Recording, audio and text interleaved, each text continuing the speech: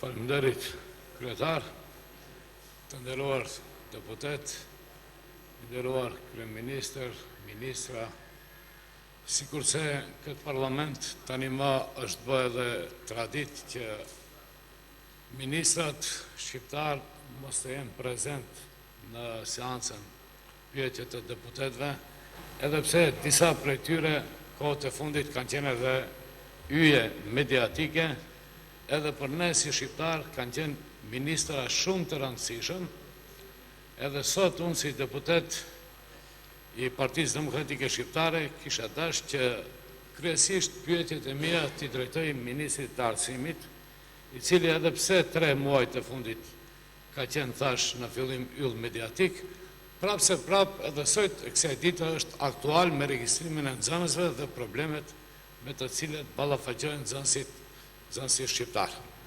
Por sidoqoftë, ndoshta argumentet edhe kundër argumentet janë ato të cilat i kanë detyruar ato që të mendojnë, nga ana tjetër ndonjëherë thuan se nuk munden të marrin pjesë për shkak se pyetjet pas kanë qenë shumë direkte dhe mendoj pyetje shumë direkte dhe nuk mundesh kanë të gjenë ato argumente, por sidoqoftë thash pyetjet të cilët dusha t'i parashtoj ministrit Abdulaqim Mademi, sigurisht ai do t'i ndëgjohej nga ndonjë zyrë ose nga kabineti i tij si ministër. Kjo qeveri aktuale VMRO BDI këtë vit tentoi që të bëjë reforma thelbësore në arsim. Edhe atë duke ndryshuar konceptin e arsimit fillor deri në atë sipërar.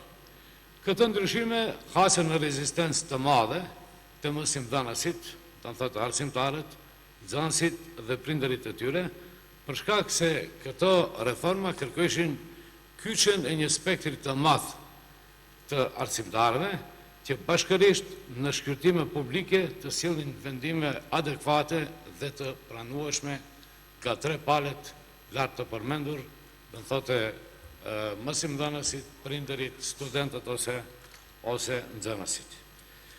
Kjo qeveri nuk i mori parasysh sugjerimet e të gjithë palëve të interesuar për këtë ndryshime rinjësore të sistemit arsimor në Republikën e Maqedonisë. Kjo situatë rezultoi me tërheqjen dhe ndryshimin e këtyre ligjeve, posa të propozuara pas disa javëve të posojnë edhe më tepër ndryshime.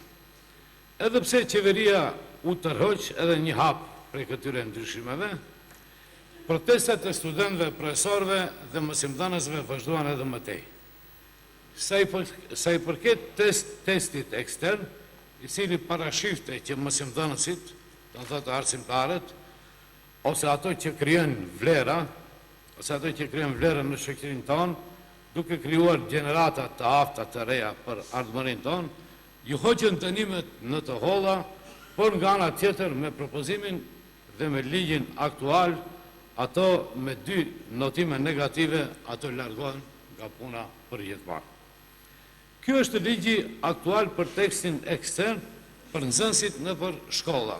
Normalisht, kjo qeveri VMRO dhe BDI treguan se nuk janë të aftë për të zbatuar reforma të rëndësishme, me të cilet reforma do të siguroheshin gjeneratave të ardhshme një arsim cilësor dhe bashkëkor.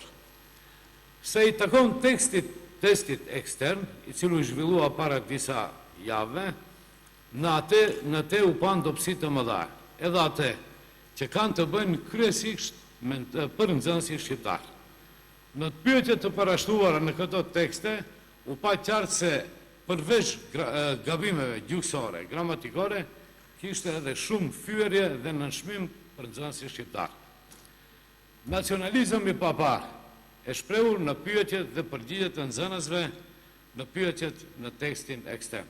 Për shembull, nxënësi Tomçe, nxënësi më i mirë, ndërsa agimi nuk e lejon të shkollohet, se ruan bagëtinë mal dhe me këtë edhe me shumë pyetje të tjera, tendenca është që nxënësit shqiptar të paraqiten si të paaft me moshanikët e tyre maqedonës.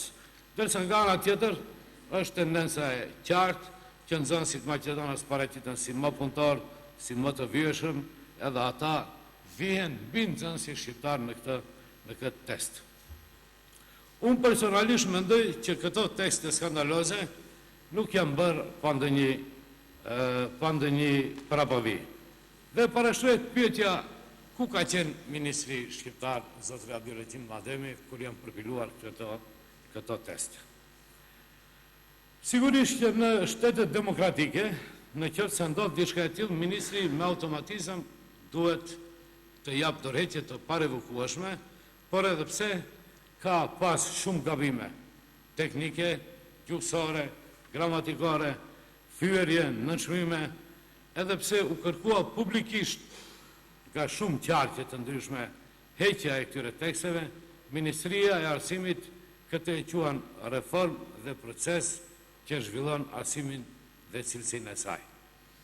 Të gjithë këto gjë gabime që janë bërë gjatë përpilimit të këtyre testeve eksterne janë si rezultat i enciklopedisë maqedonase, e cila ishte kulmi fyerjeve ndaj shqiptarëve. Ku neve si shqiptar në këtë enciklopedi në paraqisin si popull ardhacak, primitiv, prej Mali, i cili në shekullin 18 dhe 19 ka ardhur në Maqedoni, e jo si banor autokton i këtyre trojeve.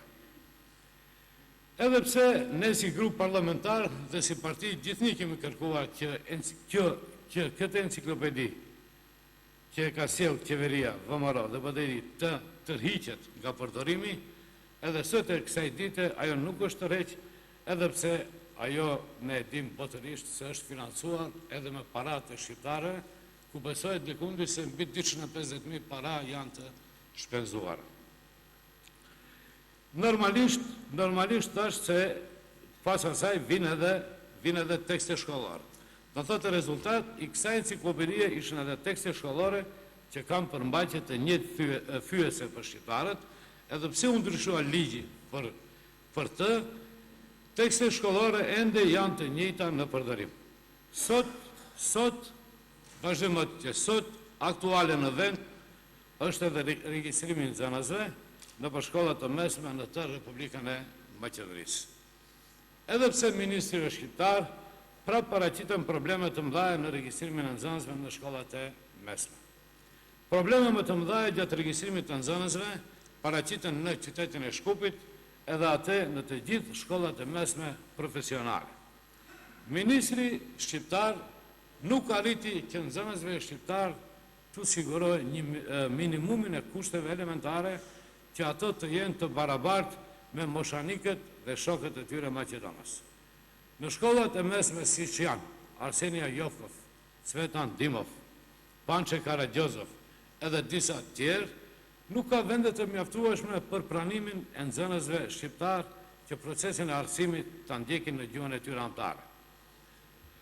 Prapë do të ngel që nxënësit shqiptar të mbushin paralelet në gjuhën maqedonase, duke e ndjekur mësimin në gjuhën maqedonase e jo në gjuhën e tyre anëtare.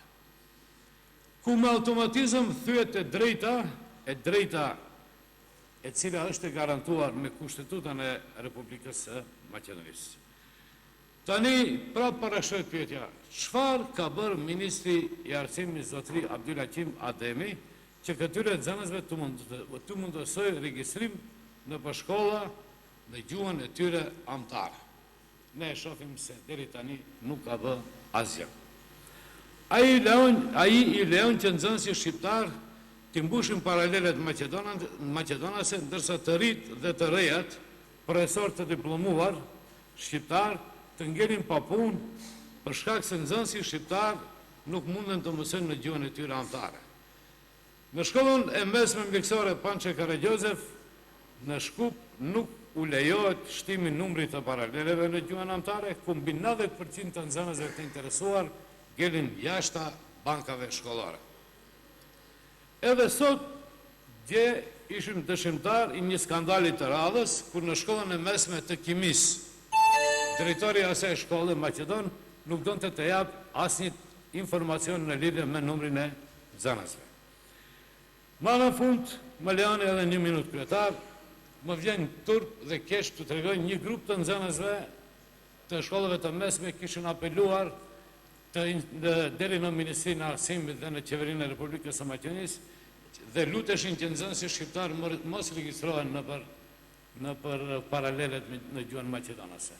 Paramendoni tani ku e kemi përpunën nxënësit shqiptar t'i luten Ministrit Arsimit, i cili është shqiptar, që ai të mundësoj që atë të mësojnë shqip. Shqiptani ku ka mbrit? A ka nevoj që mbas krit këtyre argumenteve unë t'i parashtroj pyetje Ministrit shqiptar zotri Abdulaziz Ademi? Jo, normalisht. Vetë argumentet flasin se ai nuk ka nevoj për pyetje. Pyetje dhe përgjigjet janë këtu.